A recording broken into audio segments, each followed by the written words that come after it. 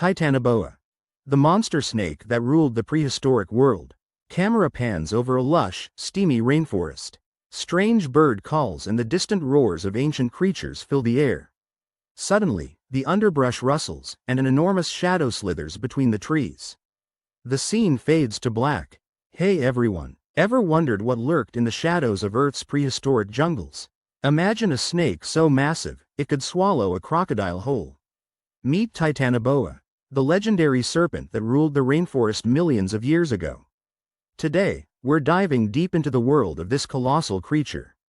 Ready to journey back in time? Let's go. The discovery of Titanoboa. Alright, so picture this. It's 2009, and a group of scientists are digging around in the Serpent coal mines of Colombia. They're not just looking for coal, they're on the hunt for fossils. Little did they know, they were about to stumble upon something epic. At first, they found these huge vertebrate fossils, bones so big that they thought they'd found a prehistoric crocodile. But nope, after a closer look, they realized these belonged to a snake.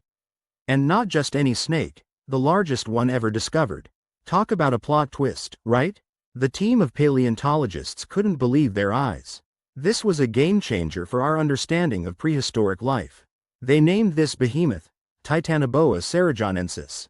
Pretty cool name for a pretty cool snake, don't you think? Unveiling Titanoboa's physical characteristics. So, just how big was Titanoboa? Brace yourselves. This snake stretched over 42 feet long. That's longer than a school bus. And it weighed in at a whopping 2,500 pounds. Imagine that slithering past you. As for its looks, scientists believe Titanoboa had a thick, muscular body, kinda like a modern-day boa constrictor but on steroids. While we can't be sure about its exact coloration, it's speculated that it had earthy tones, browns and greens, to blend into the swampy environment. Talk about the ultimate camouflage.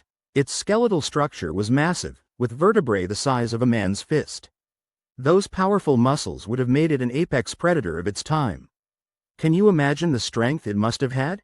Yikes. The habitat of ancient Colombia. Let's set the scene.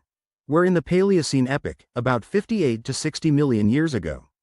The dinosaurs are gone, and the Earth is recovering from a mass extinction. In what's now northern Colombia, there existed a vast, swampy rainforest, the Serpent rainforest. Back then, the climate was super hot and humid, even hotter than the Amazon today. We're talking average temperatures around 90 degrees Fahrenheit, 32 degrees Celsius. This steamy environment was a paradise for reptiles like Titanoboa.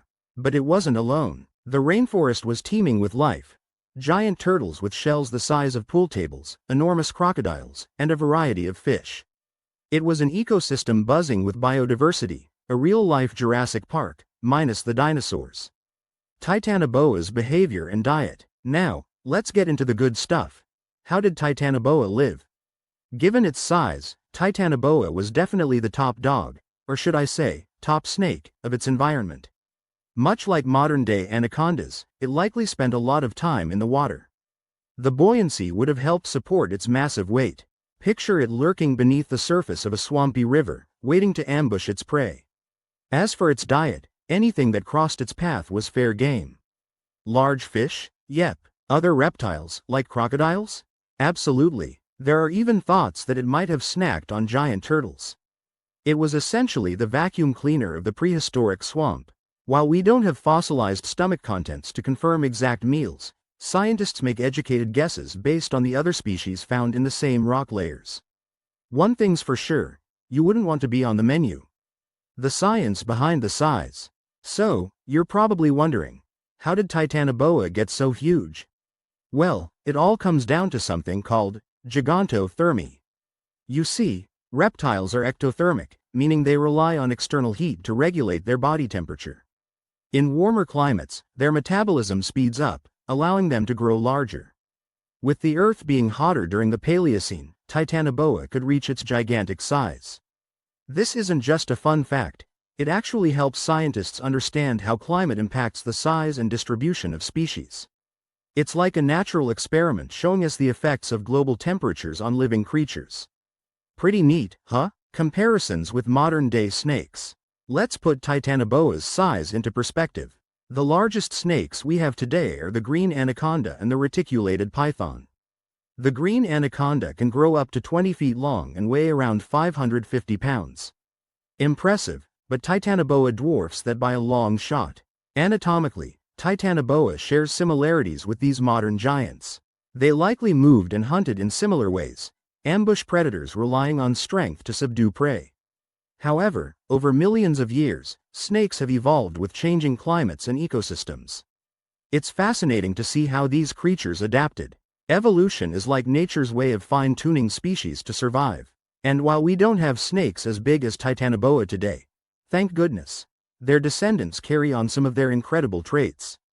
Cultural impact and representation. Since its discovery, Titanoboa has slithered its way into popular culture. There have been documentaries like Titanoboa, Monster Snake, that aired on the Smithsonian Channel, bringing this prehistoric beast to life with CGI and expert insights. People are naturally fascinated by giant creatures. Just look at movies like Anaconda or Godzilla. Titanoboa taps into that mix of fear and awe. It's amazing, and a bit terrifying, to think such creatures once roamed our planet. If you ever get the chance, check out museum exhibits featuring Titanoboa. The Smithsonian Institution had an incredible display with a life-sized replica. Standing next to it really gives you a sense of its immense size. It's an experience you won't forget.